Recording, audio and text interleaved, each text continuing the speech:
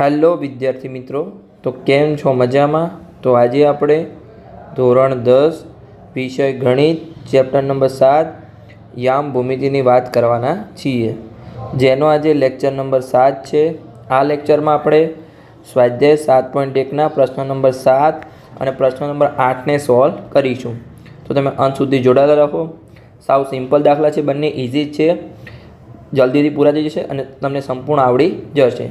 તો ચલો આપણે દાખલા નંબર 7થી શરૂઆત કરીએ. તેની રકમ વાંચીએ કે જે એક બિંદુ આપેલું છે એને આપણે એ ધારી લઈએ, જેના યામ છે 2 અને -5. બીજું બિંદુ આપણે બી ધારી લઈએ, જેના યામ છે -2 અને 9થી સમાન અંતરે હોય તેવું એક્સ અક્ષ પરનું બિંદુ શોધો. તો અહીંયા આપણને એક્સ અક્ષ પરનું બિંદુ શોધવાનું છે. તો મેં તમને આગળ પણ કીધું હતું, આ ઉદાહરણ 5 જેવો દાખલો છે. જે પણ વિદ્યાર્થીએ ઉદાહરણ 5નો લેક્ચર જોયો હોય અને જેને ઉદાહરણ 5 સંપૂર્ણ આવડતો હોય એ આ દાખલો જાતે ગણવાનો પ્રયત્ન કરે.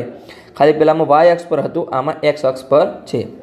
જો મેં તમને ઇન્ટ્રોડક્શન લેક્ચરમાં કીધું જ હતું, ધારો કે કોઈ બિંદુ છે અહીંયા એક્સ અક્ષ પર આવેલું છે, તો એનો વાય આમ શું બનશે? અહીંયા જો એનો આ વાય આમ છે, વાય અક્ષ છે, તો એનો વાય આમ અહીંયા 0 હોય, તો એનો વાય આમ 0 બનશે. એટલે કે આપણે ખાલી અહીંયા એક્સ જ શોધવાનું છે, વાય આમ એનો 0 હશે. સમજણ પડી ગઈ? તો આપણે એક્સ મળી જાય તો આપણને બિંદુના યામ મળી જાય. તો ચાલો આપણે શોધી લઈએ. તો અહીંયા આપણે જો શું છે, અહીંયા એ બિંદુ છે, પછી અહીંયા બી બિંદુ છે અને એનાથી સમાન અંતરે ક્યાંય પણ હોઈ શકે છે. અહીંયા ઉપર પણ હોઈ શકે છે, નીચે પણ હોઈ શકે છે, ખાલી સમાન અંતર હોવું જોઈએ. અહીંયા એથી અને બીથી પણ આપણે અહીંયા વચ્ચે રાખીશું. ઉપર નીચેના બંનેને રિમૂવ કરી દઈએ. આ તો ખાલી સમજણ માટે હતું. આજે આપણે એને પી બિંદુ નામ આપીએ. તો એપી અને બીપીનું માપ સમાન હોવું જોઈએ. તો એના યામ શું છે? અહીંયા આપણે 2 અને -5. પછી આપણે પીના યામ શું અહીંયા લીધા? તો કે એક્સ અને વાય અક્ષ, તો એનો 0 બનશે. તમને ખબર જ છે કેમ કે એક્સ અક્ષ પરનું બિંદુ છે. અને બી બિંદુના યામ છે -2 અને 9. તો હવે આપણને સિમ્પલી એક્સની કિંમત મળી જશે. તો ચાલો આપણે શોધી લઈએ. તો પહેલાં તો આપણને શું કીધું છે કે એથી પીનું અંતર, એટલે કે એ અને બીથી સમાન અંતરે, એટલે કે એપી છે અને બીપીનું માપ સરખું છે. તો ચાલો આપણે લખી દઈએ. પહેલાં તો આપણે લખીએ કે અહીં સરખી રીતે આપણે લખી દઈએ, અહીં બિંદુઓ એ અને બીથી સમાન અંતરે આવેલું એક્સ અક્ષ પરનું બિંદુ પીના યામ એક્સ અને 0 છે. કેમ કે એક્સ આપણે શોધવાનું છે અને એક્સ પરનું બિંદુ છે એટલે એનો વાય આમ 0 હશે. સમજણ પડી ગઈ? હવે જો આપણે રકમ જ આપેલું છે, સમાન અંતરે આવેલું છે, તો આપણે લખી શકીએ કે તેથી એપી બરાબર બીપી થાય. તો આપણે એનો વર્ગ પણ સમાન થાય, તો એપીનો વર્ગ બરાબર બીપીનો વર્ગ. તો હવે આપણે અંતરસૂત્ર લખી શકીએ. તો ચાલો આપણે અંતરસૂત્ર લખી દઈએ કે x1 - x2નો વર્ગ પ્લસ y1 - y2નો વર્ગ. એપીનો વર્ગ થઈ ગયો. હવે આપણે બીપી વર્ગ માટે આપણે અંતરસૂત્ર લખી શકીએ કે x1 - x2નો વર્ગ પ્લસ y1 - y2નો વર્ગ. તો અહીંયા એપી માટે x1 x2 શું બનશે? તો કે એનો એક્સ યામ તો કે 2 અને પછી પીનો એક્સ યામ એટલે કે એક્સ, તો કે 2 - xનો વર્ગ, 2 - xનો વર્ગ. પછી y1 અને y2 એપી માટે તો કે એનો વાય આમ -5 અને પછી પીનો વાય આમ તો કે 0, તો કે -5 - 0, -5 - 0નો વર્ગ બરાબર. બીપી માટે આપણે x1 x2 લઈએ, તો કે બીનો એક્સ યામ -2 અને પછી પીનો એક્સ યામ x, તો કે -2 - xનો વર્ગ. પછી આપણે y1 y2 ફાઇન્ડ આઉટ કરીએ બીપીમાં, તો કે બીનો વાય આમ અહીંયા 9 છે અને પીનો વાય આમ 0 છે, કે 9 - 0નો વર્ગ, 9 - 0નો વર્ગ. સમજ્યા પડી ગયા એટલા સુધી? હવે આપણે આની ગણતરી કરીએ, જો અહીંયા દરેકમાં માઇનસ આપેલું છે અને આખા કૌંસમાં વર્ગ આપેલો છે, તો આપણે શું લેતા હતા એનું સાદુરૂપ? ધારો કે a માઇનસ બીનો વર્ગ હોય તો આપણે શું લેતા હતા? એનો વર્ગ માઇનસ 2ab પ્લસ બીનો વર્ગ, આપણે આવું લેતા હતા. તમારે આવી રીતે વર્ગ કરવાનો છે. સમજણ પડી ગઈ? તો ચાલો આપણે આનો વર્ગ કરીએ. દરેકનો સિમ્પલી આપણે વર્ગ કરી લઈએ. તો અહીંયા પહેલાં શું થશે? સૌપ્રથમ જો અહીંયા 2 માઇનસ એક્સનો વર્ગ છે, ત્યાં એનો વર્ગ એટલે કે 2નો વર્ગ, પછી માઇનસ 2, પછી a એટલે કે 2 અને b એટલે કે x, પછી પ્લસ એક્સનો વર્ગ. સમજણ પડી ગઈ? અને અહીંયા જો -5માંથી 0 જશે તો -5 જ વચ્ચે, -5નો વર્ગ, વચ્ચે બરાબરની નિશાની. હવે -2 માઇનસ એક્સ આખા કૌંસનો વર્ગ, તો આપણે પેલું સૂત્ર લખાવીશું એનો વર્ગ માઇનસ 2ab બરાબર બીનો વર્ગ. તો અહીંયા પહેલાં -2નો વર્ગ થશે, પછી -2, એની જગ્યાએ -2 અને બીની જગ્યાએ એક્સ, અને પછી બીનો વર્ગ એટલે કે એક્સનો વર્ગ. સમજણ પડી ગઈ? હવે જો 9માંથી અહીંયા 0 જશે તો 9નો વર્ગ આવશે, તો ડાયરેક્ટ લખી શકીએ 9નો વર્ગ. આની હવે આપણે સિમ્પલી ગણતરી કરી લઈએ. તો જો 2નો વર્ગ શું થશે? અહીંયા સૌપ્રથમ 4, પછી માઇનસ છે 2 ગુણ્યા 2 4 અને એક્સ, તો કે -4x, પછી એક્સનો વર્ગ પ્લસ એક્સનો વર્ગ, અને -5નો વર્ગ 25 થશે, તો 25, વચ્ચે બરાબર નિશાની, -2નો વર્ગ 4 થશે. પછી જો -2 ગુણ્યા 2 ગુણ્યા એક્સ, પણ -2 વડે ગુણાકાર છે તો પ્લસ થશે, માઇનસ માઇનસ તો +4x થશે. સમજણ પડી ગઈ? પછી પ્લસ એક્સનો વર્ગ અને 9નો વર્ગ 81. તો અહીંયા હવે જો બરાબરની એટલે કે આ સાઈડ અને પેલી સાઈડ જે સમાન ચિહ્નોવાળી સંખ્યા હોય, જે સમાન સંખ્યા હોય એ ઉડી જશે. અહીંયા જો +4 છે અને +4 ઉડી ગયા. પછી -4x ને +4x ઉડશે નહીં, કેમ કે બંનેના ચિહ્નો અલગ છે. પછી જો પ્લસ એક્સનો વર્ગ અને પ્લસ એક્સનો વર્ગ ઉડી ગયા. હવે જે વધ્યું છે એને આપણે લખી દઈએ. તો ચાલો લખી દઈએ. શું વધ્યું અહીંયા?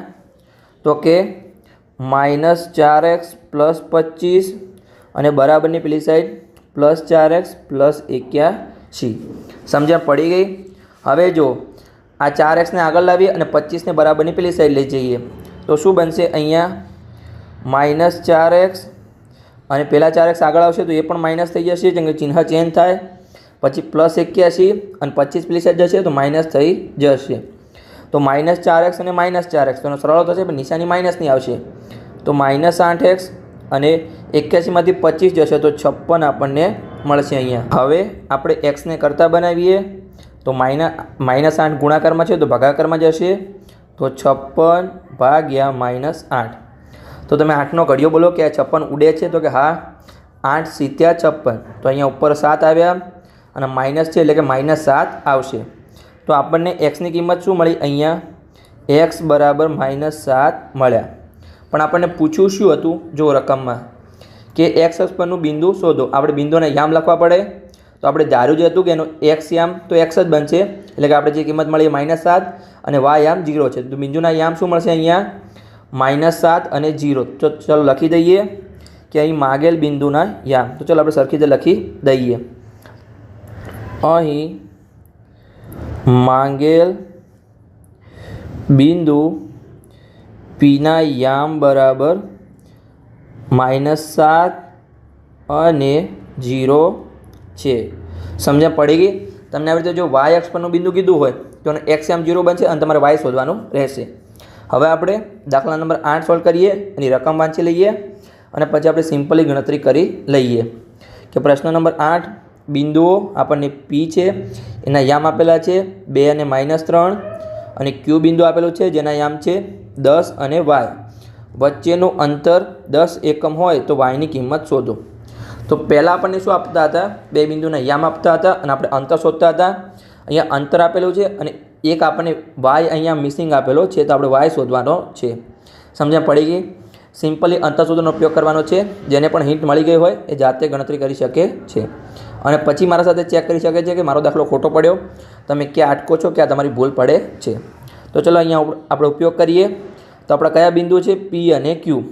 તો અહીંયા આપણે અંતર સૂત્ર લખીએ કે PQ નો વર્ગ બરાબર x1 માઇનસ x2નો વર્ગ પ્લસ y1 માઇનસ y2નો વર્ગ. તો અહીંયા જો PQનો વર્ગ એટલે કે અહીંયા જે અંતર છે એનો વર્ગ થશે, કેમ કે અંતર તો સિમ્પલી જ હોય, અંતર PQ હોય. તો અહીંયા PQનો વર્ગ આપણે લખ્યો છે, તો અહીંયા આપણે 10નો વર્ગ લખવો પડશે. ચાલો લખી દઈએ કે પહેલાં તો 10નો વર્ગ આપણને આપેલું છે અંતર. પછી જુઓ અહીંયા x1 x2 શું બનશે, તો કે Pનો એક્સિયમ અહીંયા 2 છે અને Qનો એક્સિયમ 10 છે, એટલે કે 2 માઇનસ 10નો વર્ગ. પછી જુઓ અહીંયા y1 અને y2, તો કે Pનો વાયામ -3 અને Qનો વાયામ y છે, તો કે -3 વચ્ચે માઇનસ નિશાની અને y2 આપણો y છે એનો વર્ગ. તો હવે સિમ્પલી આપણે ખાલી સાદુરૂપ આપવાનું છે. હવે આપણે ગણતરી કરી લઈએ. તો અહીંયા જો 10નો વર્ગ 100 થશે.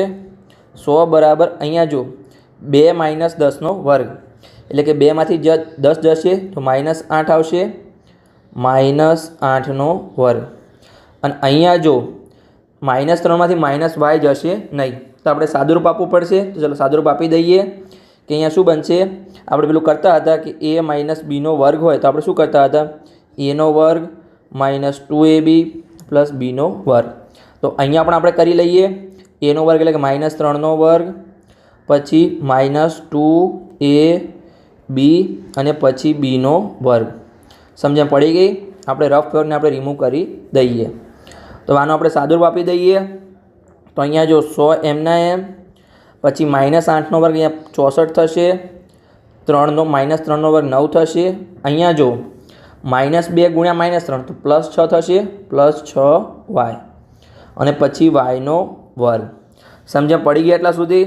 હવે જો 100 એમના એમ, હવે આપણે જો 64માં 9 ઉમેરીશું તો 73 થશે, 73 + 6y બરાબર yનો વર્ગ. હવે 6ને આપણે બરાબરની આ સાઈડ લાવીએ તો અહીંયા શું વચ્ચે 0, અને પહેલાં આપણે જો સરખી લખી દઈએ દ્વિઘાત સમીકરણ હોય એવી રીતે કે yનો વર્ગ પ્લસ 6y પ્લસ 73, અને 100ને આપણે આ સાઈડ લાવ્યા તો પ્લસ હતા તો માઇનસ થશે. સમજણ પડી ગયા એટલા સુધી. હવે જો 0 બરાબર yનો વર્ગ પ્લસ 6y. હવે જો 73માંથી 100 જશે એટલે કે -6 જશે તો અહીંયા -27 આવશે. મોટામાંથી નાનાને બાદ કરવાનું, પણ નિશાની આપણે મોટાની મૂકીશું, એટલે કે 100માંથી 73 બાદ જશે પણ નિશાની માઇનસની આવશે, કેમ કે 100 મોટા છે. હવે જો આપણે અવયવ લેવા પડશે, કેમ કે હવે આપણે y શોધવું હશે તો આપણે અવયવ લેતા હતા દ્વિઘાત સમીકરણમાં, એવી રીતે આપણે અવયવ લેવા પડશે. તો કેવી રીતે આપણે અવયવ લઈશું, તો મેં તમને શીખવાડ્યું જ છે. આપણે અહીંયા જો એવા બે આપણે અવયવ લેવાના છે, આપણે બે અવયવ લેવાના છે કે જેનો ગુણાકાર પહેલા પદ એટલે કે પહેલું પદ અહીંયા 1 છે અને ત્રીજું પદ 27 છે, -27.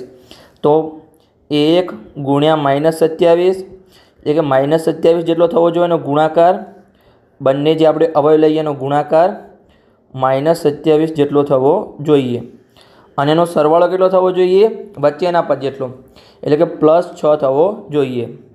બંને અવયવનો સરવાળો +6 થવો જોઈએ. તો આપણે અહીંયા જો કેટલા છે, આપણે 27ના અહીંયા અવયવ લેવા પડશે, કેમ કે 1 ગુણ્યા 27 27 જ થાય. તો ચાલો આપણે 27ના અવયવ લઈએ અને પછી આપણે ગુણાકાર કરીએ તો એનો -27 થવો જોઈએ અને સરવાળો +6 થવો જોઈએ. તો ચાલો આપણે કરીએ અહીંયા. તો 27ના આપણે અવયવ લઈશું. 27ને આપણે 2 વડે નહીં ભાગી શકાય, 3 વડે ભાગીએ તો 9 આવશે, 9 × 27. 9ને ફરી 3 વડે ભાગીએ તો 3 આવશે અને 3 × 3. તો અહીંયા આપણે જોડ બનાવવાનો પ્રયત્ન કરીએ. તો જો અહીંયા આપણે પહેલાં 3 લઈશું અને બીજા બાકીના 2 3 લઈશું.